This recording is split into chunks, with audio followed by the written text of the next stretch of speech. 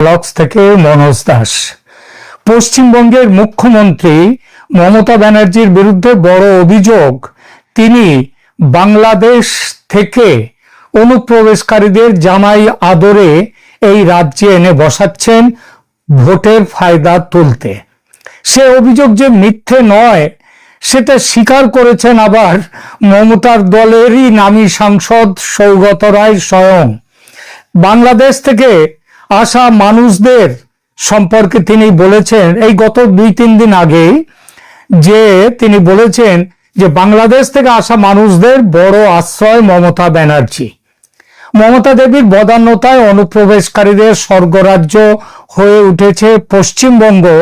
এই অভিযোগ রাজ্যের গণ্ডি পেরিয়ে সারা দেশে ছড়িয়ে পড়েছে। আর সে ছড়িয়ে পড়াটা এমনই যেন মনে হচ্ছে সারা ভারতবর্ষে পশ্চিমবঙ্গ ছাড়া এই রকম অপরাধ আর কোনো রাজ্যের কোনো মুখ্যমন্ত্রী বা সেখানকার সরকার করেনি। কিন্তু পশ্চিমবঙ্গকেও টেক্কা দেওয়ার জন্য অন্তত আরো 2-1টি রাজ্য যে আছে ভারতে, সেটা নিয়ে মানুষ খুব একটা মাথা ঘামায় না। আর সেখানকার অনুপ্রবেশকারীরা যে পশ্চিমবঙ্গের মমতা ব্যানার্জির অনুপ্রবেশকারী প্রেমকে দাঁড় করিয়ে একেবারে 2-1টা নয়, একেবারে 5-10টা গোল দিতে পারে একের পর এক, তার খবর আমরা কজন রাখি?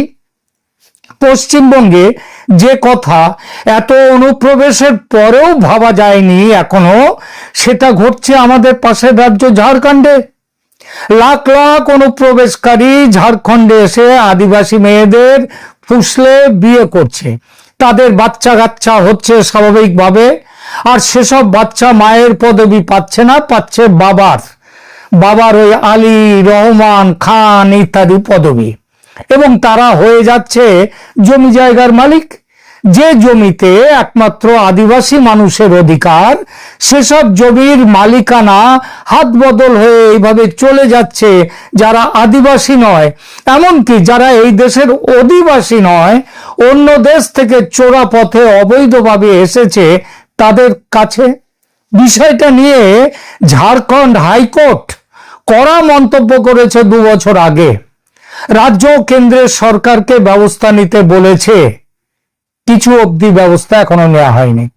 এমনকি ঝাড়খণ্ডের এক বিজেপি সাংসদ নিশিকান্ত দুবে এই বিষয়টা সংসদেও তুলেছেন। রেজাল্ট কিছু হয়েছে না। এখন আবার শুনতে পাচ্ছি ঝাড়খণ্ডের মুখ্যমন্ত্রী হেমন্ত সোরেন তিনি ক্যাম্প পাল্টে কংগ্রেসের ইন্ডি জোট ছেড়ে বিজেপির এনডিএ জোটে আসবো করছেন। আর এরই তো 7 খুন মাপ।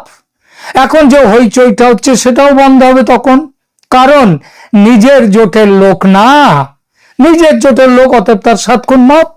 যেমন দেখুন বিহারের নীতিশ কুমার সরকার, তিনি বিজেপির সঙ্গে আছেন, তাই অনুপ্রবেশ নিয়ে তার সরকারের বিরুদ্ধে কোনো কথা নেই। কিন্তু বিহারের হাল যে আমাদের পশ্চিমবঙ্গকেও টেক্কা দেয়, তার খবর আমরা কজন রাখি?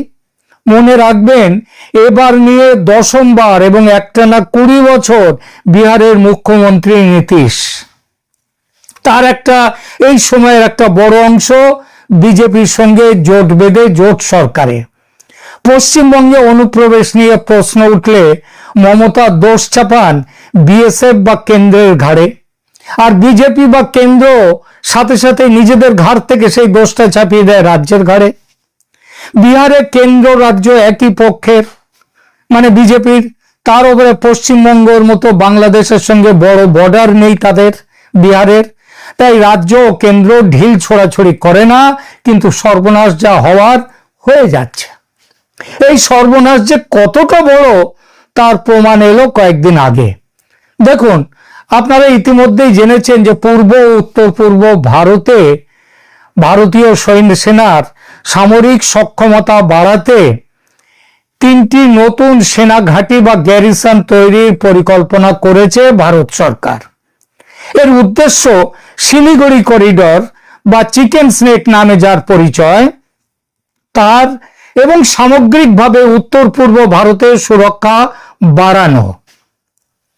এই সুরক্ষা বাড়ানোর দরকার হয়েছে ইউনূস সরকার ক্ষমতায় আসার পর, এবং তাদের সরকারের ভেতরের এবং বাইরের চারদিকের বিভিন্ন সন্ত্রাসবাদীদের তাদের বক্তব্য সব মিলিয়ে হচ্ছে ভারতের উত্তর পূর্ব রাজ্যের 7টা রাজ্য আর সিকিমকে বার করে দেয়া হবে, স্বাধীন করে দেওয়া হবে, ভারত থেকে বিচ্ছিন্ন করা হবে, চীনকে নেমন্তন্ন করা হচ্ছে। এই পরিপ্রেক্ষিতে 3টি করিডর, এই গ্যারিসন তৈরি করার প্ল্যান। তারপরে আবার আরো একটার কথা হচ্ছে, সেটা হচ্ছে ওই মিজোরামের সেখানেও একটা বাড়াবার কথা হচ্ছে। তো যে প্রথমের যে 3টে, এর একটি হচ্ছে অসমের ধুবড়িতে, একটি পশ্চিমবঙ্গের চোপড়ায়, আর একটা বিহারের কিশনগঞ্জে। অসম আর পশ্চিমবঙ্গে জমি অধিগ্রহণ এবং সেনা ঘাঁটি স্থাপন নিয়ে এখনো পর্যন্ত কোনো গোলমাল নেই। এতে তো হবেই না, যেটা হচ্ছে অসমে তো হবেই না গোলমাল, হিমন্ত বিশ্ব শর্মা আছেন। কিন্তু পশ্চিমবঙ্গে হবে কি হবে না সেটা পরে দেখা যাবে। কিন্তু বিহারে ইতিমধ্যে তুলকালাম বেঁধে গেছে। সেখানে স্থানীয় মানুষরা আন্দোলন শুরু করে দিয়েছে গ্যারিসন তৈরির বিরুদ্ধে। এই আন্দোলন করছে কারা জানেন? ওই যেখানে মানে বিহারের কিশনগঞ্জ যেখানে এটা হবার কথা, সেখানকার অনুপ্রবেশকারীরা। কিশনগঞ্জে সাকর, সাতভিট্টা, নটুয়াপাড়া এইসব নামের গ্রামের ছোট ছোট গ্রাম, তো ছোট ছোট গ্রাম, তো তার আশেপাশে 200 একরের মতো কৃষি জমি অধিগ্রহণের পরিকল্পনা ছিল সরকারের এই সেনা গ্যারিসন তৈরির জন্য। কিশনগঞ্জ জেলা ল্যান্ড অ্যাকুইজিশন অফিসের অফিসিয়াল নোটিশ লিস্টে 2025 সালে নানান প্রকল্পের মধ্যে জমি অধিগ্রহণের নোটিশ ইতিমধ্যে দেওয়া হয়ে গেছে, যার মধ্যে এই সেনাঘাটিও আছে। একাধিক সংবাদ মাধ্যমের রিপোর্টে বলা হয়েছে যে आर्मी कैंप के लिए जमीन अधिग्रहण की प्रक्रिया भी शुरू हो गई है। অর্থাৎ প্রশাসনিক ফিল্ড লেভেলে প্রক্রিয়া শুরু হয়ে গেছে। মৌজা চিহ্নিত, জরিপ, প্রস্তাবিত একর নির্ধারণ, মানে কতটা জায়গা লাগবে, বাস্তব অবস্থান সবকিছু ঠিক হয়ে গেছে। অধিগ্রহণ প্রক্রিয়া চালু আছে। শুধু শেষ পর্যায়ের যে একটা গেজেট নোটিফিকেশন বেরোয় চূড়ান্ত, সেটা এখনো বেরোয়নি। এটা যখন বেরোবে তখনই শুরু হয়েছে বিরোধিতা। আসাদুদ্দিন ওয়াইসির যে মিম বা AIMIM দলের স্থানীয় বিধায়ক তৌসিফ আলম, তিনি ওখানে এবার ভোটে জিতেছেন কিশনগঞ্জে, এবং কংগ্রেস দলের MP মোহাম্মদ জাওয়েদ এর নেতৃত্বে আছেন। জাওয়েদ MP হয়েছেন অবশ্য 2024 সালে, এবার হলে জিততে পারতেন না, সেটা অন্য প্রশ্ন। যাক, তো এই দুজনের MLA এবং MP সাহেব দুজনেরই চিৎকার শুরু করে দিয়েছেন, হেতা নয়, যাও অন্য কোনোখানে। সেনার বক্তব্য, তারা তাদের প্রয়োজনের নিরিখে সব দিক বিচার বিবেচনা করেই এই জায়গাটিকে নির্বাচিত করেছে। অন্য জায়গায় গেলে তাদের অসুবিধে, কিন্তু এরা বিরোধী পক্ষ অনর। কংগ্রেস MP মোহাম্মদ জাওয়েদ প্রতিরক্ষা মন্ত্রীর সঙ্গে দেখা করে বলেছেন ক্যাম্প কিশনগঞ্জে হোক, কিন্তু এখন যে কৃষি জমি নেওয়া হচ্ছে তার বদলে জিলে মে কাহি और সরকারি বা অনাবাদী জমি খুঁজে সেখানে ক্যাম্প সরানো হোক। তিনি যেটা বলেননি সেটা হচ্ছে মুসলিম প্রধান এই এলাকা ছেড়ে দিয়ে অন্য জায়গায় গিয়ে হিন্দু এলাকায় গিয়ে জমি দেখো, এইটা হচ্ছে তার মূল বক্তব্য। আচ্ছা, তিনি লোকসভায়ও এই একই কথার পুনরাবৃত্তি করেছেন। বিহার রাজ্য সরকারের দিক থেকে এখনো পর্যন্ত কোনো আনুষ্ঠানিক লিখিত ঘোষণা নেই যে বিকল্প হিসেবে অন্য জায়গা তারা দেখেছেন, কিন্তু রাজনৈতিক ও প্রশাসনিক সূত্রে যা জানা যাচ্ছে তা হলো যে জেলা প্রশাসনকে বিকল্প জায়গা নির্বাচনের কথা খতিয়ে দেখতে বলেছে রাজ্য সরকার, রাজ্যের বিজেপি সরকার এবং কেন্দ্রের সরকারও। কারণ ওই মিম, কংগ্রেস এই দুই দলের চাপ, কৃষক আন্দোলন এবং জাতীয় নিরাপত্তা, এই তিনটিকে মাথায় রেখে বিহার সরকার আপাতত জমি হস্তান্তর বন্ধ করে রেখেছে, মানে ওই তৈরির জন্য, সেনা ঘাঁটি তৈরির জন্য। কিছু রিপোর্ট সেগুলোতে এমনও বলছে Bihar refuses to give land to Indian army for army base, অর্থাৎ বিহার আর্মি বেস সেনা ঘাঁটি তৈরির জন্য জায়গা দিতে অস্বীকার করেছে। বিহার মানে কে? বিহার মানে বিহারের সরকার। কোন সরকার? বিজেপি, নীতিশ বিজেপির সরকার। মানে বর্তমান লোকেশন নিয়ে রাজ্য খুবই অনিচ্ছুক এবং বিকল্প জায়গা তাই দেখা। ভাবুন তো, এই অবস্থা যদি পশ্চিমবঙ্গে হতো মমতার এখানে, এতক্ষণে তো মমতা ব্যানার্জির আর এক দফা শ্রাদ্ধ হয়ে যেত। কিন্তু বিহারে কেন্দ্র ও রাজ্য দুই পক্ষ মিলে কেমন সুন্দর অনুপ্রবেশকারীদের দাবি মেনে নিতে রাজি হয়ে গেল। আপনার মনে একটা প্রশ্ন নিশ্চয়ই এতক্ষণে উঠেছে যে আমি শুরু থেকে বলে যাচ্ছি বিরোধ করছে অনুপ্রবেশকারীরা, অনুপ্রবেশকারীরা, অনুপ্রবেশকারীরা, কিন্তু তারা যে অনুপ্রবেশকারী বা ওখানকার স্থায়ী নিবাসী নয় সেটা কেন আমি বলছি না? কোন তত্ত্বের ভিত্তিতে বলছি সেটা এবার সেই প্রসঙ্গে তাহলে দু কথা বলি। দেখুন, কিশনগঞ্জ ঐতিহাসিকভাবে হিন্দু সংখ্যাগরিষ্ঠ। তার নাম শুনেই বুঝতে পারছেন, কিষান মানে কৃষ্ণ। কিন্তু স্বাধীনতার সময় এটা হিন্দু সংখ্যাগরিষ্ঠ ছিল। কিন্তু গত 68 বছরে জনগণতান্ত্রিক গঠন ওখানকার সম্পূর্ণভাবে 70 বছরে প্রায় একেবারে বদলে গেছে, একেবারে বদলে গেছে। বর্তমানে এটা বিহারে মুসলিম সংখ্যাগরিষ্ঠ বেশ কয়েকটি জেলা আছে, তার মধ্যেও সবার আগে সবার উপরে কিশনগঞ্জ। 2011 সেন্সাসের তথ্য অনুযায়ী কিশনগঞ্জে মুসলিম জনসংখ্যা মোট জনসংখ্যার 68%, 67.98%, আর হিন্দু জনসংখ্যা মাত্র 31.43%। স্বাধীনতার সময় হিন্দু জনসংখ্যা ছিল 70%, মুসলিম জনসংখ্যা ছিল 30%। সেটা উল্টে যাওয়ারও বেশি হয়ে গেছে। মুর্শিদাবাদ হেরে গেল না তাহলে কিশনগঞ্জের কাছে? তার কি উত্তর দেবেন বিহারের যারা সরকার তারা? জনবিন্যাস এমন উল্টে যাওয়ার একটা কারণ হিন্দু মুসলমানদের জন্মহারের বড়সড় ফারাক।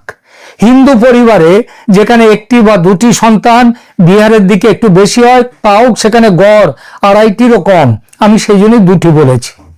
মুসলিম পরিবারে সেখানে গড়ে 5 থেকে 6টি সন্তান। মুসলিম জনসংখ্যা বৃদ্ধির এটা একটা বড় কারণ। কিন্তু এই সংখ্যাটা তো অন্য জায়গাতেও ছিল, সেখানে কেন তাহলে এতটা বৃদ্ধি হয়নি যতটা হয়েছে কিশনগঞ্জে? কিশনগঞ্জ জেলা তার বড় একটা কারণ হচ্ছে অনুপ্রবেশ।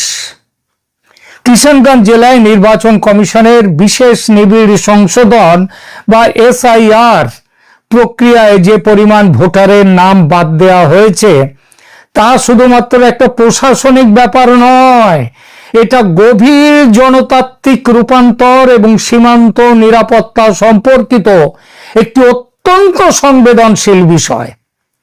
2024 সালের জুনের 24 তারিখে নির্বাচন কমিশন বিহারে SIR শুরু করেছিল। এই প্রক্রিয়ায় কিশনগঞ্জের মোট জনসংখ্যা হলো 11, মোট জনসংখ্যা হচ্ছে 11 অর্থাৎ 16, প্রায় 17 লাখের কিছু কম। এই 17 লাখের জনসংখ্যার মধ্যে কিশনগঞ্জ থেকে ভোটার লিস্টে ফাইনালি বাদ গেছে কত লোকের নাম জানেন? 1,45,668 জন। এটা জেলার মোট ভোটার বেসের প্রায় 12%। SIR প্রক্রিয়ার সময়ে কিশনগঞ্জে ভোটার ছিল 12,31,910, কিন্তু এনুমারেশন ফর্ম বিলি হওয়ার পর ফিরে এসেছে 10,86,242টি, বাকি ফর্ম ফিরে আসেনি। এটা কেন গুরুত্বপূর্ণ? বিহারে মোট 65 লাখ ভোটারের নাম বাদ গেছে, কিন্তু কিশনগঞ্জ এই তালিকায় সবার উপরে। বিহারের অন্য কোনো জেলায় এত বেশি হারে ভোটার বাদ যায়নি। এমনকি যেখানে বিহারের গড় বাদ পড়ার হার 4.59%, সেখানে কিশনগঞ্জের সেই হার 11.8%, মানে প্রায় 2.6 গুণ বেশি। এর কারণ বিপুল অনুপ্রবেশ। পশ্চিমবঙ্গে অনুপ্রবেশকারীদের টিকিয়ে রাখতে ডোমিসাইল সার্টিফিকেট ইস্যু করার হিড়িক পড়েছে এখন এই নভেম্বর ডিসেম্বরে এসে। বিহারে এই হিড়িক পড়েছিল 5 মাস আগে। সাধারণত কিষানগঞ্জে প্রতি মাসে 26,000 থেকে 28,000 ডোমিসাইল সার্টিফিকেটের আবেদন আসত, কিন্তু জুলাইয়ের প্রথম 6 দিনে 1,28,000-এর বেশি আবেদন এসেছিল। নির্বাচন কমিশন থমকে গিয়েছিল, যেমন এখন পশ্চিমবাংলাতেও থমকে যাচ্ছে। এরপরে আসুন আধার কার্ডের জালিয়াতি, যেটাই কিষানগঞ্জে কিভাবে চলছে। কিষানগঞ্জের মোট জনসংখ্যা, আগে বলেছি ভোটার সংখ্যা, এবার বলছি মোট জনসংখ্যা 20.26 লাখ, কিন্তু আধার কার্ড ইস্যু করা হয়েছে 21.31 লাখ। 20.26 লাখ মানুষের জন্য, ছোট বড় ছোট ছোট সব মিলিয়ে, সেখানে 20.26 লাখ মানুষের জন্য আধার কার্ড ইস্যু হয়েছে 21.31 লক্ষ। এর অর্থ প্রতি 100 জন জনসংখ্যায় 126টা করে আধার কার্ড রয়েছে। এই অঞ্চলের অন্যান্য জেলাতেও একই সমস্যা, যেমন কাটিহারে 123% আধার কার্ড, আরারিয়ায় 123, পূর্ণিয়ায় 121, আর পুরো সীমাঞ্চল ধরলে 100 জনের জন্য 120টি করে আধার কার্ড ইস্যু করা হয়েছে। আগস্ট 2025-এ নির্বাচন কমিশন তাই একটি সতর্কতা দিয়েছিল এবং বলেছিল যে বুথ লেভেল অফিসার বা বিএলওরা বিহারে রিপোর্ট দিয়েছে নেপাল, বাংলাদেশ এবং মিয়ানমার থেকে আসা বিরাট সংখ্যক মানুষকে তারা খুঁজে পেয়েছেন। অর্থাৎ নেপাল, শুধু বাংলাদেশে মুসলমান নয়, নেপাল থেকে আসা হিন্দুরাও রয়েছে, এবং এর সঙ্গে যাদেরকে আমরা রোহিঙ্গা বলি, বাংলাদেশের মধ্যে আমরা তো রোহিঙ্গাকেও জুড়ে নিয়েছি, কিন্তু তা তো নয়, রোহিঙ্গারা বাংলাদেশেরও নয়, রোহিঙ্গারা মিয়ানমারের। তাদেরও বিরাটভাবে খুঁজে পাওয়া গেছে, এটা বিএলওরা রিপোর্ট দিয়েছে। বিহারের ভোট মিটে গেছে, বিপুল ভোটে জয়যুক্ত বিজেপি নেতৃত্বের এনডিএ জোট, তারা বিপুল ভোটে জিতেছে, সরকার গঠন তৈরি করেছে। একটা কথার কি কেউ উত্তর দেবেন যে বিপুল সংখ্যক নাম কাটা পড়লো ভোটার লিস্ট থেকে, সেই লোকগুলো এখন কোথায়? তাদেরকে দেশ ছাড়ার কোনো ব্যবস্থা কি হয়েছে? হয়নি, নাকি ভোটার লিস্ট থেকে বাদ দেওয়ার পরেই কাজ শেষ? ঠিকই, তারা আর ওই আরজেডি কে, লালু প্রসাদের দলকে ভোট দিতে পারবে না, কংগ্রেসকে ভোট দিতে পারবে না, অতএব সমস্যা মিটে গেল। এটাই তো আসল ব্যাপার। তারা কিন্তু সব ওখানে রয়েছে, তাদেরকে সরাবারও কোনো ব্যবস্থা, কোনো চিন্তা ভাবনা, কোনো লাইন কিন্তু এখনো সরকার দেয়নি, রাজ্যের সরকারও দেয়নি, কেন্দ্রের সরকারও দেয়নি। আসি পশ্চিমবঙ্গের মমতা সাম্রাজ্যের হাল কি তাহলে এই বিহারের চেয়েও খারাপ, কিষানগঞ্জের চেয়ে খারাপ? আপনারা তার বিচার করবেন, মতামত দেবেন। জানি আমার এই প্রতিবেদন বিজেপি সমর্থকদের ভালো লাগবে না, কারণ বিহারে তাদের সরকারের সমালোচনা করেছি আমি। আবার এই একই কারণে মমতা ব্যানার্জির তৃণমূল দলের সমর্থকদের পছন্দ হতে পারে আমার এই ভিডিও, কারণ বিজেপিকে সমালোচনা করেছি। যে কাজের জন্য বিজেপি পশ্চিমবঙ্গে মমতা ব্যানার্জির তৃণমূল কংগ্রেস দলের সমালোচনা করে, সেই একই সমালোচনা তো বিহারে তাদের ক্ষেত্রেও প্রযোজ্য। কিন্তু সুতরাং আমার পছন্দ হবে না বিজেপি বিশেষ করে, কিন্তু আমার করার কিছু নেই। সত্যিটাকে সত্যি করে বলাই ভালো, ভবিষ্যতের জন্য সেটা ভালো হয়। কারো দিকে ঝোল টানাটানি নয়। ক্যালকাটা ডায়ালগস সত্যিটাকে সোজাসুজি বলে, স্পষ্ট করে বলে। ধন্যবাদ।